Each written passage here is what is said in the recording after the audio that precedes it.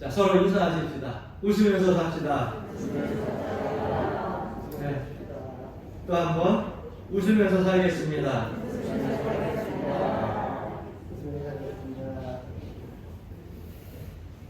이제 좀 풀렸어요.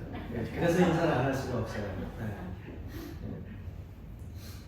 교회 오면은 다 엄숙한 분이 경건한 분위기에 얼굴이 다 굳어져 와가지고서 찬송을 부를 때도 기쁨이 없고 기도할 때도 항상 회개하고 통곡하는 그런 인상 짜는 모습들만 있다가 인사해야 풀려요. 자고 여러분 인상을 겨울에 많이 푸셔야 돼요. 그래서 웃는 얼굴을 통해서 여러분들 삶에도 행복이 찾아오고 주변 사람들도 행복하게 하는 은혜와 삶이 있기를 주의 이름으로 간절히 축원합니다. 아멘. 지금으로부터 8년 전인 것 같아요. 제 기억으로는 2014년이죠. 2014년 2월 달에 우리 가평지방 목사님들이 소아시아 성지 순례를 다녀온 적이 있습니다. 그래서 터키를 비롯해 가지고 소아시아의 여러 교회들을 둘러보고 왔는데 그래도 가장 저에게는 기억 많이 나는 곳이 사백교회 그리고 또 한 군데는 갑바도기아라고 하는 곳입니다. 유난히 8년이 지났어도 계속해서 사진을 볼 때마다 그곳에 갔었던 그 성지의 현장들을 생생하게 기억할 수가 있어요. 왜 그러냐 하면 갑바도기아에 갔을 때에 거대한 규모의 동굴 그리고 지하 도시들을 보고 왔는데 종종 말씀을 읽다가도 또 기도하다가도 그때의 그 영상이 사라지질 않고 머리에 남습니다. 그곳을 우리가 흔히 부르기는 지하도시 테란쿠유라고 이렇게 부르는데 여러분 로마에 이제 보게 되면은 큰 지하 그러한 교회가 있다고 하는데 터키에 더 큰 게 있어요. 테란쿠유라고 하는 곳인데 그것은 지하로 120m를 들어가요. 그럼 120m라고 하면은 잘 상상이 안 되죠. 그래서 우리가 들어가는 곳은 아파트 높이로 8층 높이 정도까지 있는 그곳을 들어가게 됐는데 사실은 겁이 나더라고요.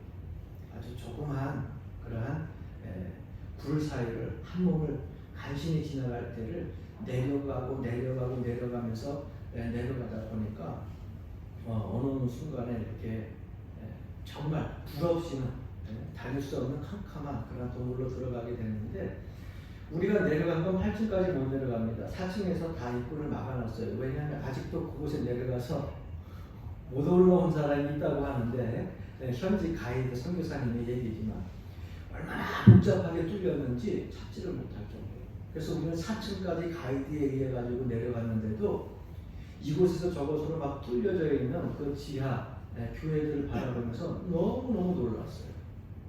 크지도 않지만 중간중간에 십자가로 만나지는 그러한 사거리 같은 그러한 곳에 공동체가 모여서 주일날이면 예배할 수 있는 조그마한 그러한 장소도 마련되어져 있고 저희가 본 그 장소는 여러분들 지금 이렇게 한 줄, 두 줄, 세 줄 앉아 있는데 한 두 줄 정도 합한, 그 정도 합한 정도의 넓이가 이렇게 공동체로 모여서 예배를 드리는 장소가 있었어요. 그곳에서 기도를 하고 예배 드리고 올라오면서 제 마음에 느꼈던 것이 있어요. 대체 이곳에서 태어나서 해도 못 보고 그곳에서 생명을 끝낸 그러한 신앙의 선조들도 있다고 하는데 과연 이들은 무엇 때문에 이런 고난을 감내했을까? 그러니까 우리처럼 이렇게 지상에서 사는 게 아니에요. 지상에 잠깐 나왔다가 다시 지하로 들어가는 거예요. 그때의 박해 때문에, 핍박 때문에.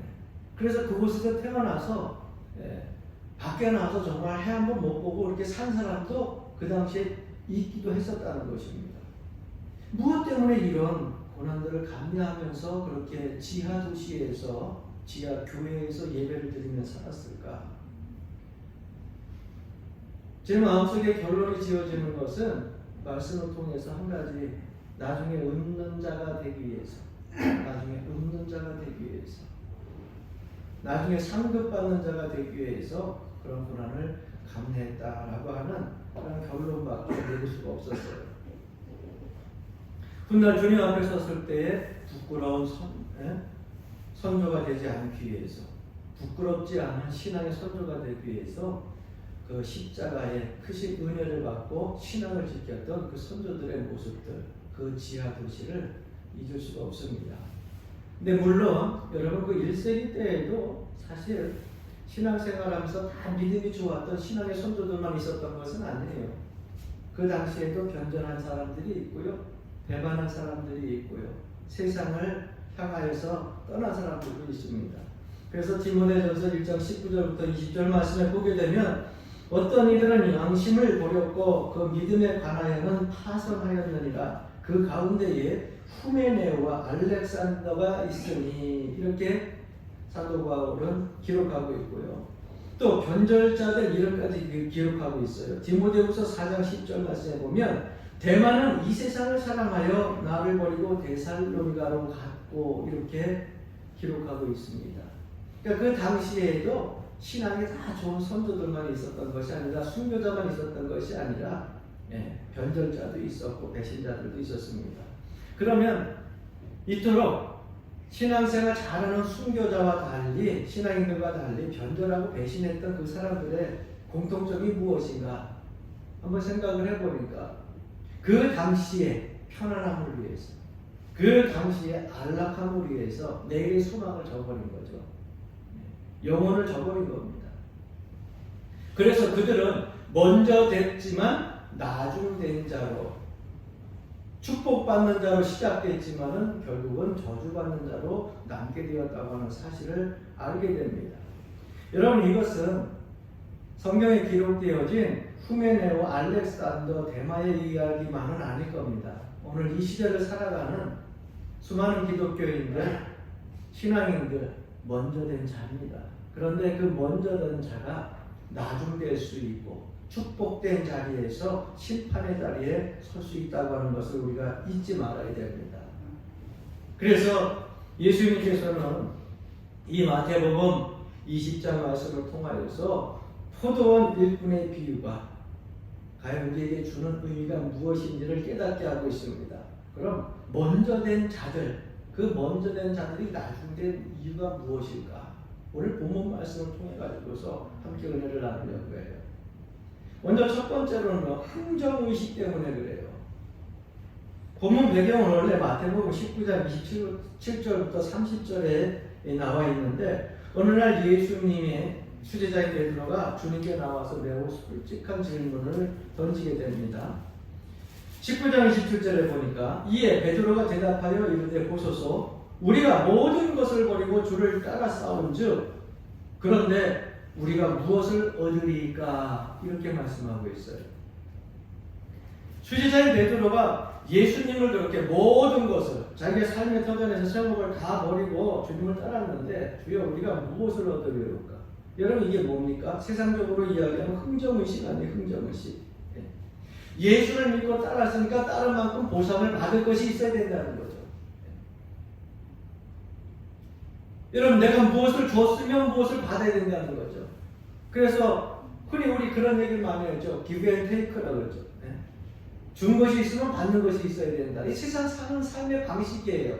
내가 어떤 사람에게 무엇을 주었다 하면은 그 사람에게 무언가 받을 것을 계속 기대하고 있습니다. 그래서 내가 무엇을 줬는데 그 사람이 나에게 주지 않게 되면 그 다음부터 안 줘요.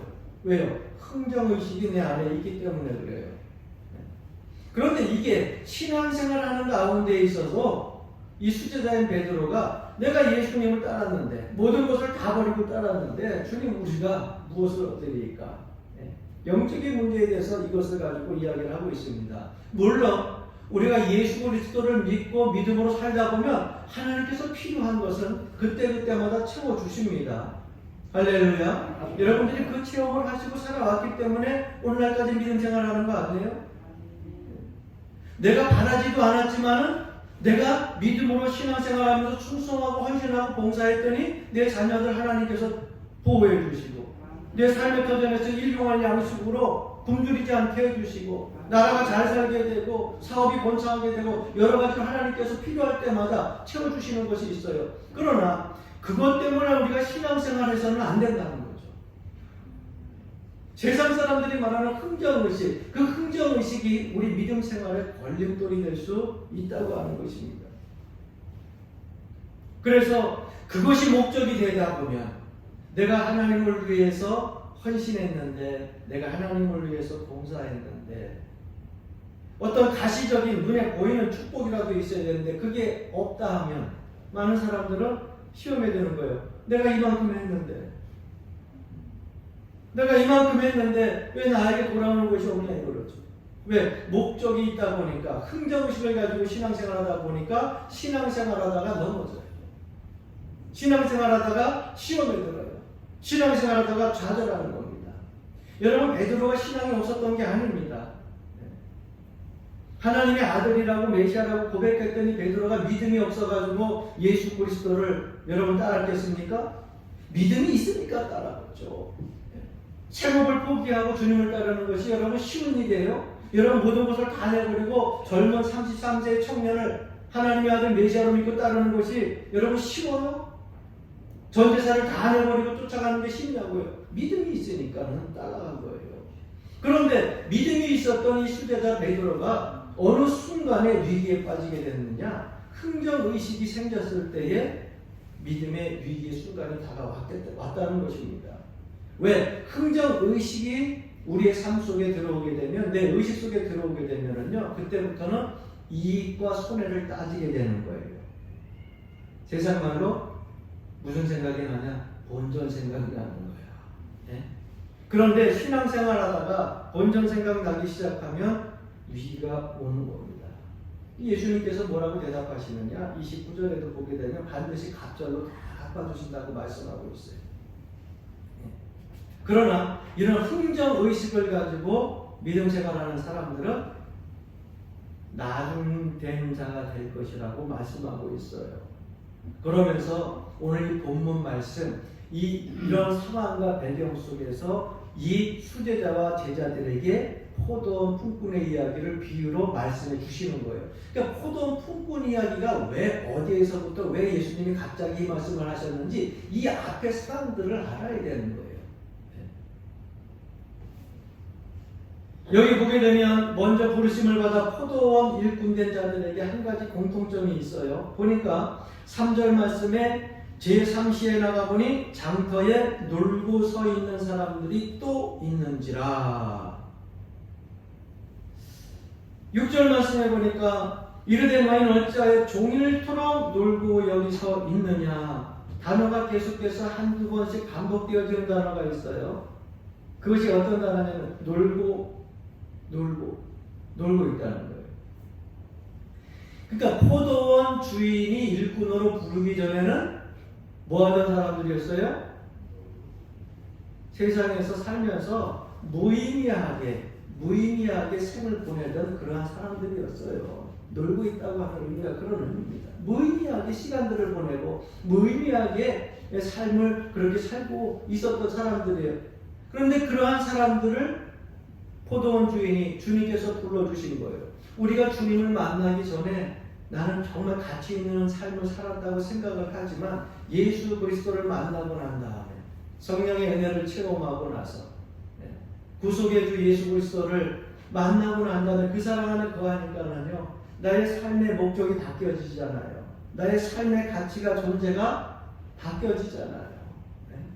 이전에 몰랐는데 내가 예수를 알고 내가 예수를 믿고 나니까는요, 값어치 있던 것들이 별 세상에 값어치가 없고요, 아무것도 아니었던 것들이 얼마나 소중한지를 깨닫게 되는 것을 우리가 알잖아요. 그래서 우리가 믿음 안에서 살 때, 소망 가운데 살 때는요, 이 흥정의식이 없어요.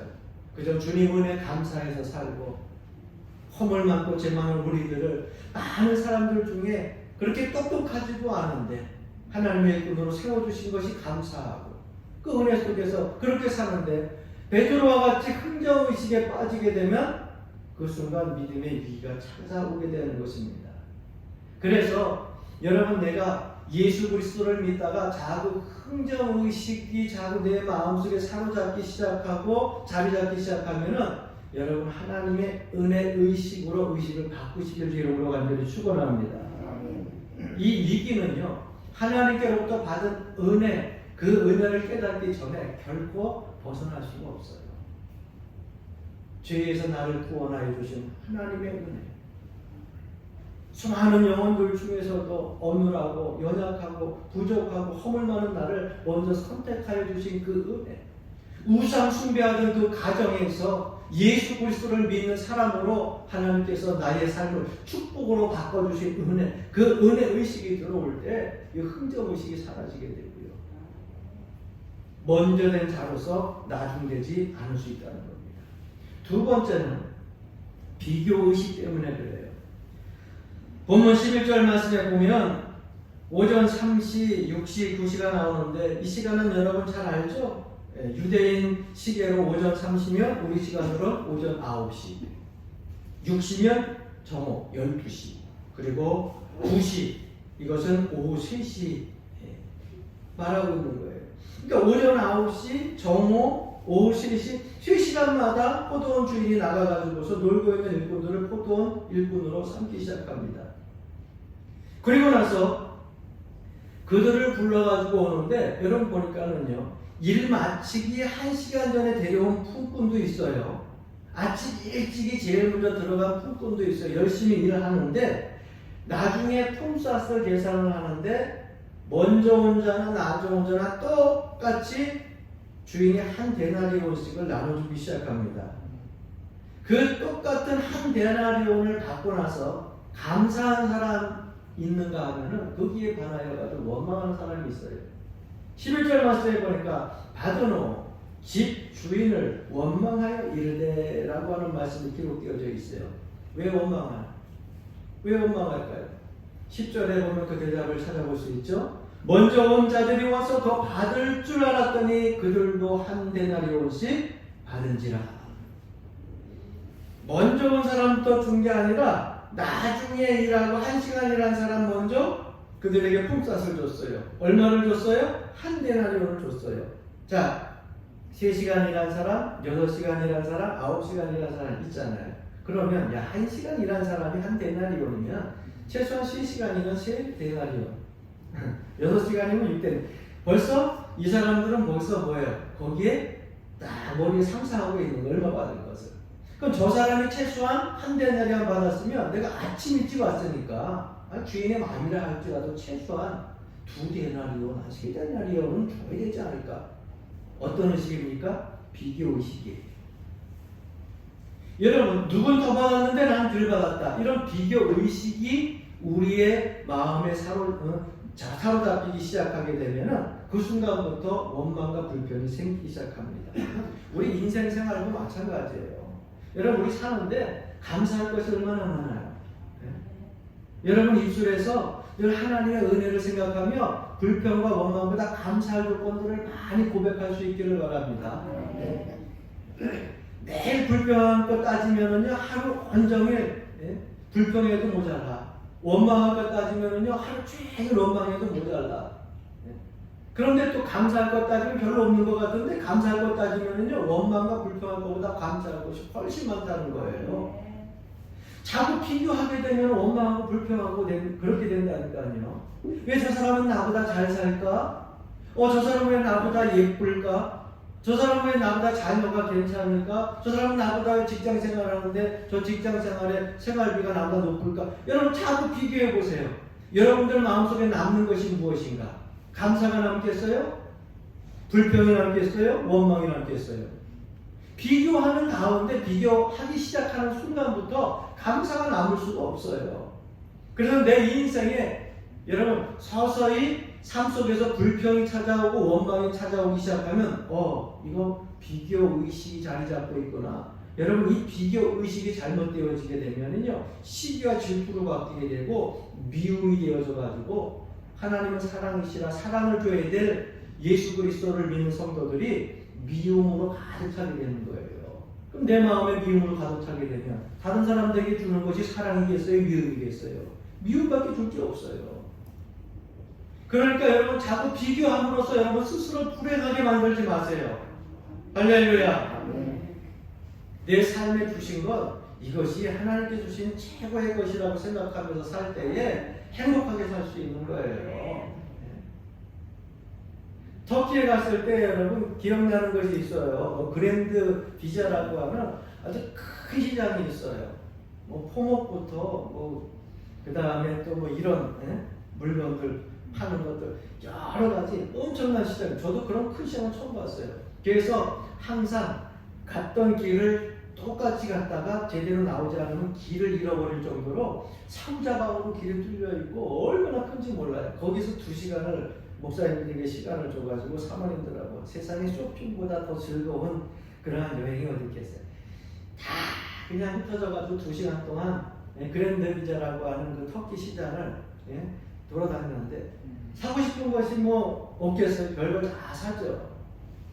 그런데 2시간 후에 차에 들어와 가지고서 그분들이 산 것 가지고 자랑을 합니다. 어떤 분은 이런 목도리, 또 어떤 분은 또 거기에 나서 조그마한 무슨 기념품들 막 사가지고 왔는데 보니까는 좋아하는 것들이 비슷한 것 같아요. 기억나는 거는 어느 교회 사모님이 목도리를 사가지고 왔어. 우리 교인들도 내가 필요한 분들 한두 번 나눠드린 것 같아. 기에 따르게 돼가지고 면이 좋다고 해가지고 그것을 사가지고 와가지고서 와서 자랑을 하는 거야. 갔더니 이게 얼마더라고 막 얘기를 합니다. 그 얘기를 하는데 가서 얘기해가지고 내가 깎아가지고서 예를 들어가지고서 10,000원짜리면은 깎아가지고 8,000원에 샀다고. 그리고 나서 와서 자랑을 하는데 제가 보니까는 시장이 한두 군데가 아니니까 다른 사모님들이 또 막 가가지고서 사가지고 왔는데 그분은 사가지고 이거는 10,000원인데 내가 깎아가지고 5,000원에 사가지고 왔다고. 보니까는 질이 똑같은 거야. 어느 데서는 20,000원 부른 거를 10,000원에 샀다고 조화라고 갖고 왔고 어떤 데는 10,000원 돌아가지고 깎아서 5,000원까지. 그러니까 5,000원에서부터 20,000원까지 똑같은 물건인데 자기 나름대로 다 깎아가지고 싸게 샀다고 너무 기뻐해가지고 와서 차에서 얘기하다 보니까 똑같은 물건인데 어떤 사람은 5,000원에 사고 어떤 사람은 8,000원에 사고 어떤 사람은 10,000원에 사고 5,000원에 산 사람만 기분 좋고 나머지는 기분이 상한 거예요. 그때까지만 해도 자기가 장사하는 사람을 이긴 줄 알았어. 싸게 샀다고 너무 기분 좋아가지고 2시간 동안 그저 기분 좋아가지고 시장을 다니다가 차에 와가지고 순간 몇 분도 안 된 그 순간에 그 마음에 실망과 원망과 불평이 가득합니다. 왜 그렇습니까? 비교의식. 여러분 신앙생활 할 때 마찬가지라는 거예요. 우리가 신앙생활 할 때 비교의식을 갖게 되면 믿음의 위기가 찾아오게 됩니다. 그럼 이 비교의식을 여러분 안 가질 수 있어요? 다 갖죠. 똑같은 권사님이 똑같은 성품과 똑같은 일을 감당할 수 있어요? 똑같은 집사님, 똑같은 헌신, 똑같은 힘을 가지고 그 교회를 감당할 수 있어요? 다르죠. 다르잖아요. 이 비교의식은 내가 안 가지려고 해도 자꾸 생기는데 어떡하냐 말이죠. 이것을 여러분 이겨내려면 성경으로 돌아가서 창조의식을 가져야 돼요. 왜? 최초에 하나님이 천지를 창조하시고 아담 창조하시고 하와를 창조하시고 그리고 그 후세에도 하나님께 생명을 주셔서 다 창조하셨는데 그렇다고 하면 이 세상 만물을 지을 때 우리도 어머니 뱃속에서 태어나올 때 누구로부터 창조되어진 거예요? 하나님께로부터 창조되어진 거예요. 그래서 이 세상에 수십억의 인구가 있다고 할지라도 이 목사는 한 사람이야. 여러분이 어디 갔더니 똑같은 사람이 있다고 이름도 똑같다고 똑같다 해도요 그 사람하고 나하고는 달라. 나는 이 세상에 단 하나뿐인 존재야. 그러면 하나님께서 필요해서 나를 이 땅에 창조했다고 하면은 나만 가지고 있는 것이 있어요. 다른 사람이 더 좋은 거 세상적으로 볼 때 좋은 거 가지고 있다 할지라도 하나님께서 나에게만 주신 것이 있어요. 그것을 가지고서 감사하고 그것을 은혜로 알고 그것을 사명으로 알고 신앙생활할 때 이 비교의식을 이겨낼 수 있는 거예요. 여러분 이 시대에 필요해서 하나님께서 여러분 한 사람 한 사람을 창조해가지고 필요한 곳에 적절한 곳에 또 각 직장에 일터에 여러분들 그 사업의 터전에 여러분들 세워주셨는데 왜 다른 사람들하고 자꾸 비교하시고 그 사람처럼 되지 못한 곳에 대해서 안타까워하고 그 사람 때문에 왜 시험 들고 하십니까? 여러분 그 사람은 생각하기에 또 여러분을 생각할 때 여러분이 그 사람과 같아지는 거 좋아할까요? 절대 안 좋아합니다. 나는 나만의 그런 창조된 인물로 살아가는 거예요. 그게 은혜예요. 할렐루야. 깨달으시죠? 깨달아지시냐고요. 다른 사람이 여러분과 같이 살기를 원하지 마세요. 내가 또 다른 사람과 같이 살기를 원하지 마세요. 공동체 생활에서 필요한 것은 있지만 나는 나 나름대로 하나님께서 지으신 목적이 있기 때문에 그 목적대로 살아가면 돼요. 그런데 많은 사람들은 다른 사람이 나같이 살기를 원하고 또 내가 다른 사람처럼 살기를 원하고 강요합니다. 그러다 보니까 모방하는 일도 생기고요. 그러다 보니까 비교의식이 생겨가지고 믿음 생활하다가 시험 들고 좌절하고 절망하고 그러는 거예요. 다른 사람이 자기 영역에서 그 사람만의 삶을 살 수 있도록 자유를 허락하시기 바랍니다. 우리 교회들 나이가 들다 보니까는요, 권사님 집사님들이 가끔 얘기하는 거 보면은, 목사님, 이렇게 저렇게 하면서 얘기를 해. 그러면, 아유, 그래요. 내가 거기다 뭔 말을 해. 아유, 그러셨어요. 맞네, 이렇게 해서 맞장구 치면은 참 이상하지. 그래 놓고 홀라가가지고 거기 가서 일러봤죠. 그래 놓고서 본인이 얘기해 놓고, 그래가지고 시험 들면은, 목사님이 그래가지고서 시험 들었다고. 아니 나한테 와가지고 맞장구 쳐달라고 막 얘기해가지고서 그래서 제가 그거를 목회하다 보니까 이게 수십 년이 지나니까 안 해. 그래서 아유 그러셨어요 그러고 말아. 왜? 맞장구 치는 순간 자기가 흉 받던 사람한테 가서 홀라당 일러가 지더라고. 안 그런 척하고 앉아있는데 내가 다 알아.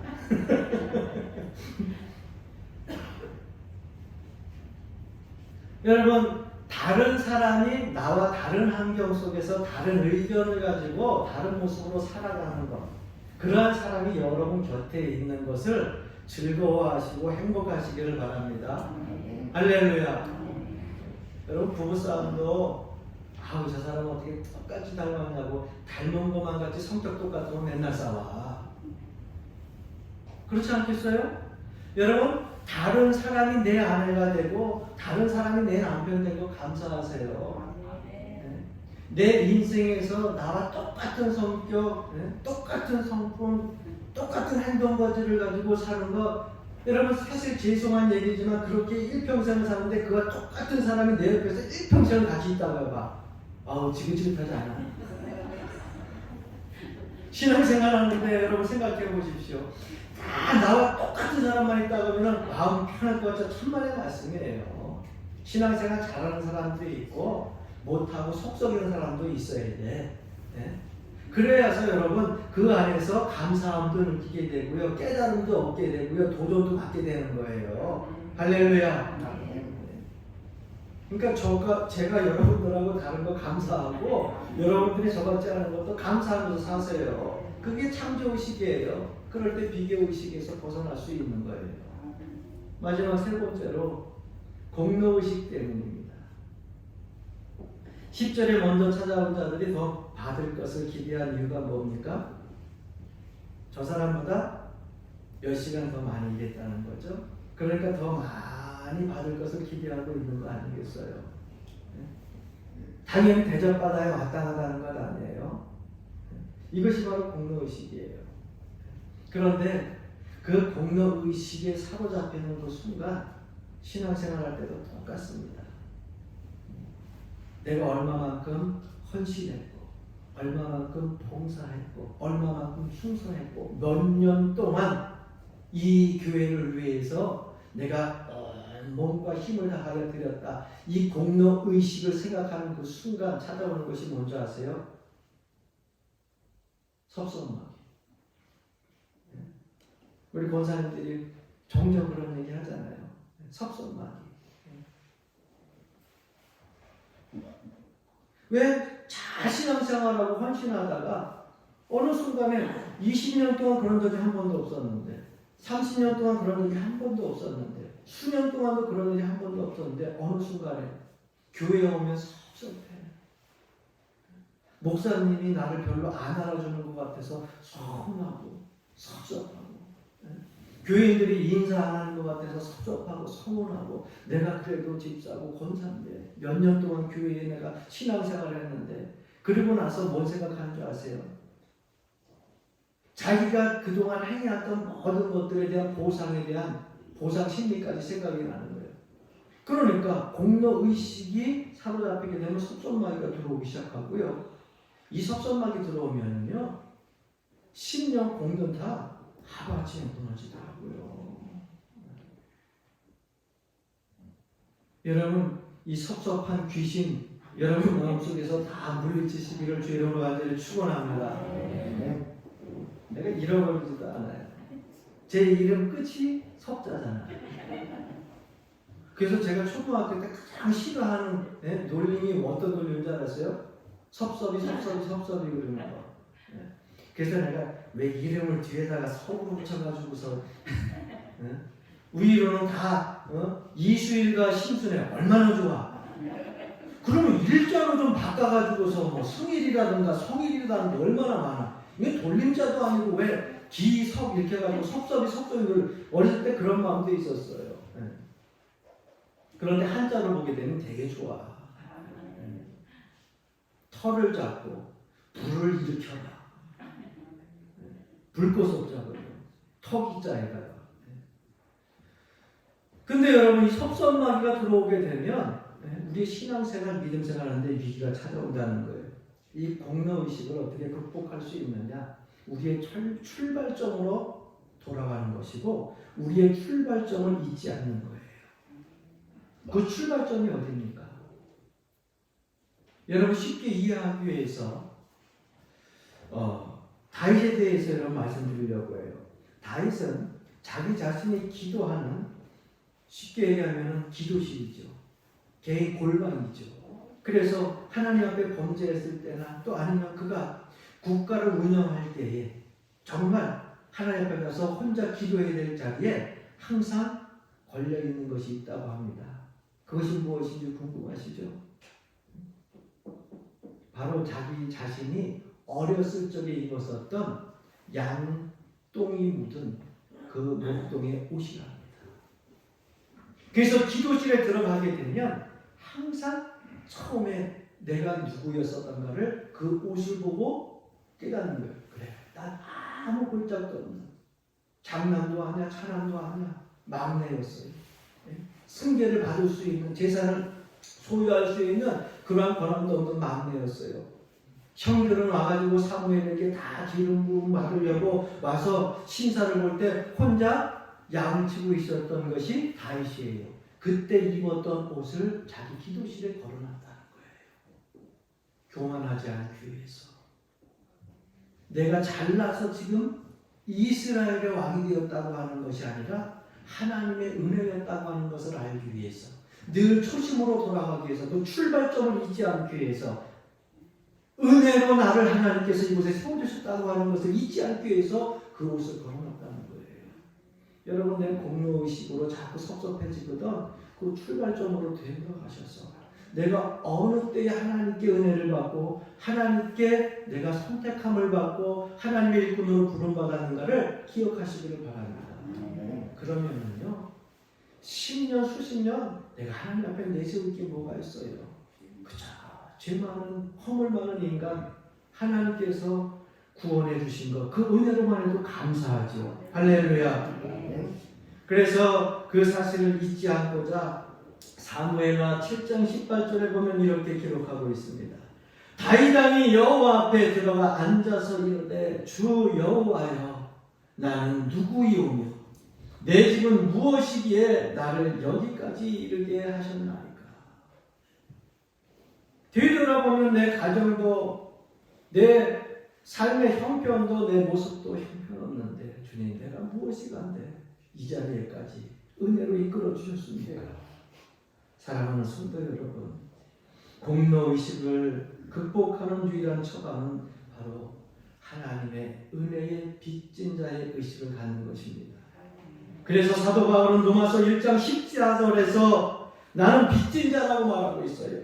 헬라인이나 야만인이나 지혜 있는 자나 어리석은 자에게 한번 따라해 봅시다. 다 내가 빚진 자라. 저는 여러분들에게 빚진 자예요. 내 가족에게도 빚진 자고, 내 부모에게도 빚진 자고, 내 주변에 살고 있는 이웃 사람들에게도 빚진 자예요. 이 빚진 자의 의식을 가지고 살게 되면 여러분 결코 공로 의식 때문에 시험에 빠지는 일이 없어요. 그래서 옛날 우리 선배들이 기도하면서 마칠 때 이러한 마무리 기도를 하신 분들이 많았어요. 공로 없는 죄인 예수님의 이름으로 기도합니다. 많이 들어보셨죠? 네. 다만 예수님의 공로를 받들어 기도하옵나이다. 우리의 공로는 없어요. 다 주님께서 은혜로 우리를 세워주신 것이고 주님의 공로로 죄사함 받은 것이고 주님의 은혜로 우리가 구원받은 것을 잊지 마시길 주님으로 간절히 축원합니다. 이렇게 우리가 빚진 자의 의식을 가지고 살아간다고 하면 오늘 본문 말씀에 기록되어진 16절 말씀 이와 같이 나중된 자로서 먼저 되고 먼저 된 자로서 나중되리라 하신 말씀 속에서 우리는 나중되지 않고 먼저 된 자로서 주님 앞에 서고 먼저 된 자로서 그 상급을 받게 될 줄로 믿습니다. 사랑하는 성도 여러분, 먼저 된 특권을 상실하지 마시기를 주의 이름으로 간절히 축원합니다. 시대에 수많은 신앙의 선조들의 눈물과 헌신이 있었기에 내가 이 자리에 있는 거예요. 그걸 잊으면 안 돼요. 그렇다고 하면 이제 남은 질문은 한 가지죠. 이 시대에 먼저 된 여러분들 앞으로 어떻게 살아가야 될 것인가? 거기에 대한 답을 우리 스스로 알게 될 것입니다. 여러분, 먼저 된 자로서 주님께서 주신 그 은혜를 기억하고 많은 사람들에게 행복과 사랑과 축복의 복음을 전해줄 수 있는 귀한 삶이 이어지기를 주님의 이름으로 간절히 축원합니다.